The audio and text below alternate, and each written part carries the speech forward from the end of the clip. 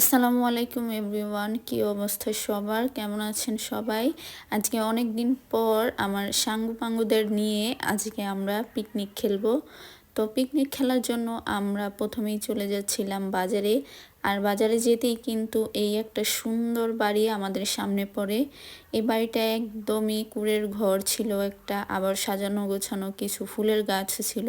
আমার কাছে খুবই সুন্দর লাগছিল। আর এই তো হাঁটতে হাঁটতে চলে আসছি বাজার নেওয়ার জন্য দোকানে। আর এই দোকানটার মধ্যে কিন্তু অনেক সুন্দর ফ্রেশ টাটকা টাটকা মূলা শাক উঠেছিল। আর সাথে আমরা এখান থেকে নিয়ে নিলাম একটা মুরগি। আর এখানে নিব কিছু আমরা, শসা, লেবু আর খিচুড়ি রান্নার জন্য যে সবজিগুলো লাগবে সেগুলো নিয়েছিলাম। আর এই তো যাওয়ার সময় হেঁটে গিয়েছিলাম, এখন সাথে অনেক ব্যাগ, তাই আবার একটা অটো ভাড়া করেই নিয়ে চলে আসি বাসায়। আর এখানে আম্মু আমাদের পিকনিকের জন্য সবজিগুলো কেটে দিচ্ছিল, সাথে কাঁচামরিচ, টমেটো আর পেঁয়াজ, রসুন। আর এখানে যারা যারা পিকনিক খেলবে সবাই কিন্তু মিলিয়ে চাল ডাল সবই উঠিয়েছিলাম। আমরা ছোটবেলায় কিন্তু অনেক পিকনিক খেলতাম, আর সেই টাইমে কিন্তু পিকনিক খেলায় অনেক মজাও ছিল। আমরা সবার ঘর থেকে কিছু চাল উঠাতাম, মরিচ উঠাতাম, পেঁয়াজ, রসুন এভাবে একটু একটু করে উঠিয়ে কিন্তু রান্না করতাম।